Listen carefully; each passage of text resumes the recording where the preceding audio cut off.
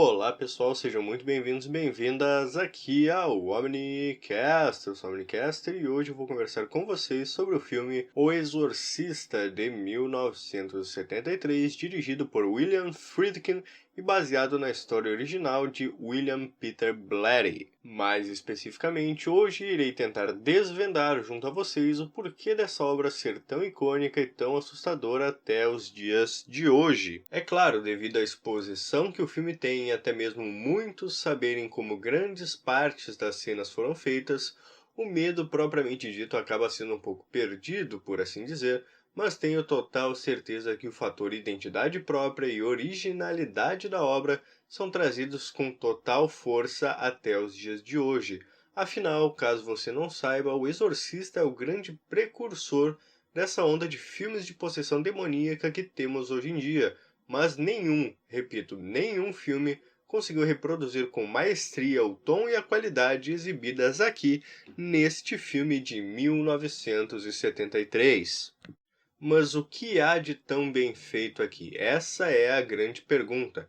Então vamos começar do início.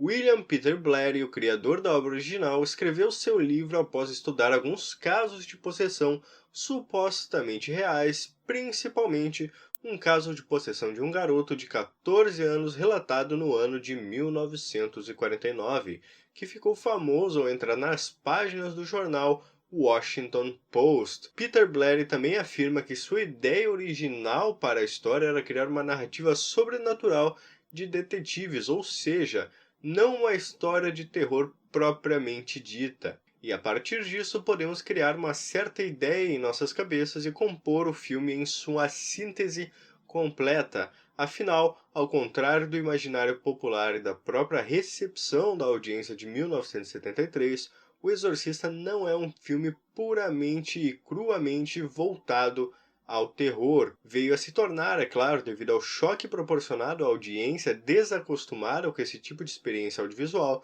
mas no geral esse aqui é um filme de suspense.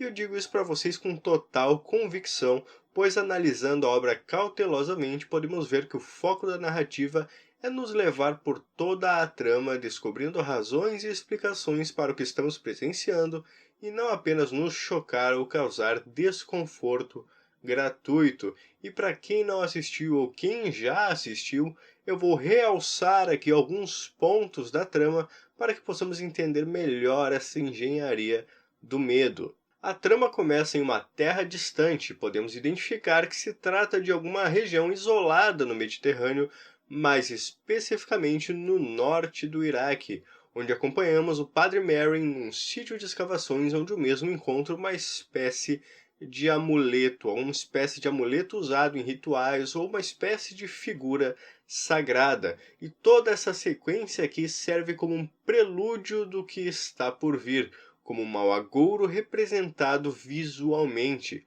Tanto que nessa mesma sequência podemos ver uma estátua logo após toda essa questão dessa figura encontrada por Padre Merrin, representando assim o demônio que irá possuir Regan mais pra frente na obra.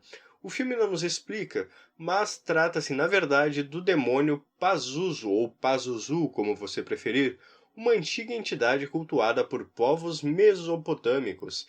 E essas cenas na verdade se mostram como algo fundamental à narrativa, pois aqui começa a se construir o embate do filme. E falando em embate, toda a narrativa apresentada na trama se constrói de forma a planejar um embate que se desencadeará ao final da obra, e veremos isso melhor mais à frente ao falarmos de outro personagem muito importante. O filme se desenrola aos poucos e conhecemos a personagem de Regan, uma garotinha muito gentil e que possui uma boa relação com sua mãe. Aqui temos outro ponto muito importante para a criação do medo. Primeiro, o filme estabelece a doçura e bondade de Regan, aumentando assim o choque trazido por sua possessão e mudança drástica de sua personalidade ao agir de forma degenerada e profana sob o comando do demônio. Outro personagem de suma importância para a trama é o padre e psiquiatra Damian Karras. É a partir dele que muitos questionamentos serão criados. Karras é um padre com fé enfraquecida devido a diversos motivos. Podemos ver que ele possui vícios, como o cigarro e a bebida, e que também sente saudade de sua antiga vida como boxeador.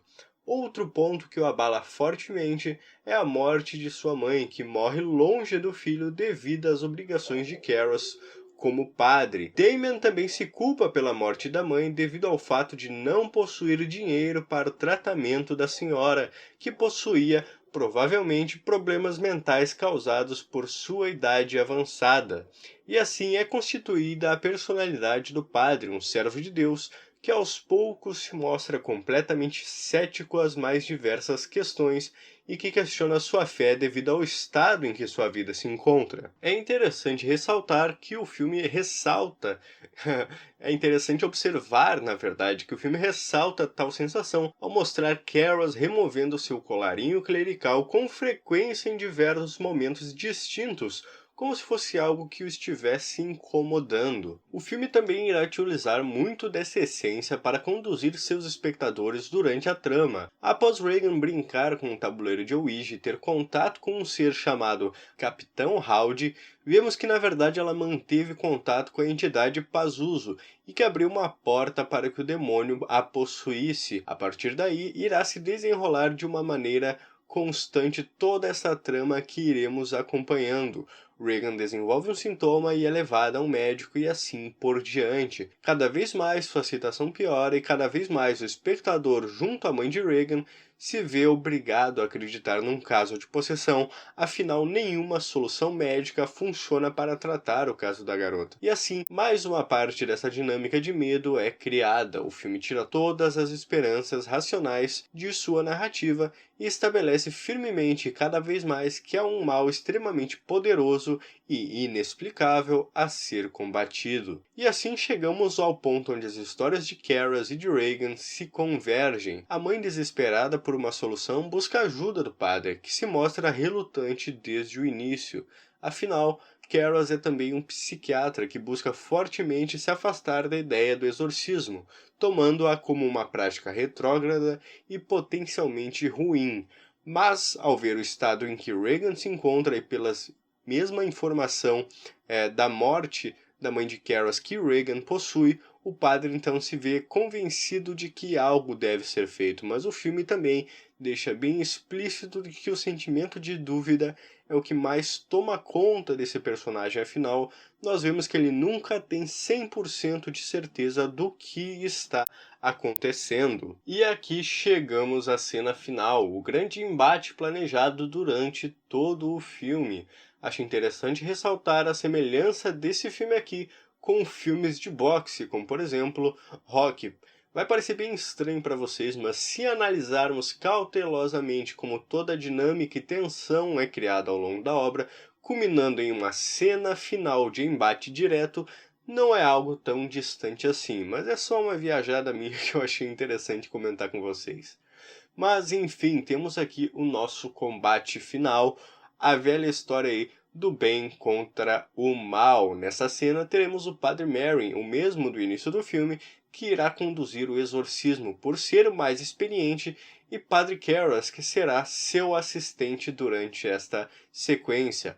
Mas o mais interessante aqui é que todos sabemos que o que realmente mais importa é a fé do Padre Karras. Afinal, é a ele quem o demônio consegue atacar, mas firmemente, reproduzindo até mesmo a voz de sua falecida mãe, e isso fica mais claro ainda quando o demônio consegue matar o Padre Merrin que conduzia o exorcismo. E aqui temos mais um recurso do medo, afinal o filme elimina um dos padres, enfraquecendo o lado do bem na cena, deixando assim apenas um indivíduo capaz de acabar com tudo isso e eliminar o mal. Um estupendo artifício para a criação da tensão. Karras, então, em um último momento de força e fé, ordena que o demônio abandone Regan e o possua. E assim acontece. Karras, então, é possuído pelo demônio, mas em um último movimento se joga pela janela para assim acabar com a entidade, resultando em um final inesperado e chocante. A gente percebe aqui nessa cena, neste filme, que o Karras morreu. Se você for assistir Exorcista 3, você vai ver que a história é um pouquinho diferente mas aqui ele morreu realmente para evitar esse mal de se propagar.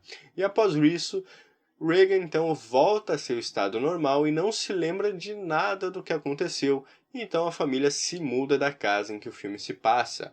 O final de O Exorcista é bem ambíguo, para falar a verdade. De um lado, mostra-se esperançoso por mostrar que o mal foi derrotado, e de outro também nos mostra que os dois padres também morreram para que isso fosse possível. É como uma balança que pende para os dois lados da mesma forma, falando num contexto mais narrativo. Mas é claro, é inegante que é um final chocante e que consegue deixar uma estranha sensação característica de filmes como esse, trazendo aquela sensação de, digamos, receio, culminando em mais para essa iconografia de medo trazida por esse filme.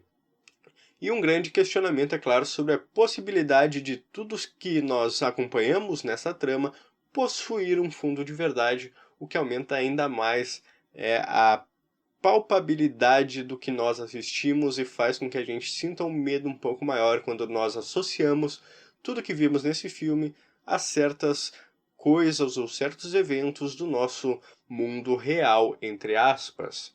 Mas enfim, assim foi criada uma das obras mais icônicas do cinema, isso sem mencionar a trilha sonora fantástica criada para a obra e o trabalho de efeitos práticos, junto da atuação da jovem Linda Blair ao interpretar a possuída Reagan. E é muito interessante lembrar também que esse é um filme de 1973, ou seja, muito tempo atrás, exibido para uma audiência muito mais conservadora e muito mais sensível a esse tipo de conteúdo, digamos assim, profano. Ou seja, esse filme naquela época era um negócio totalmente muito acima do que a gente consegue imaginar. Todo mundo que assistiu esse filme aqui no cinema deve ter saído extremamente chocado. E é isso aí, espero que tenham gostado do vídeo. Omnicaster desligando, até a próxima, falou!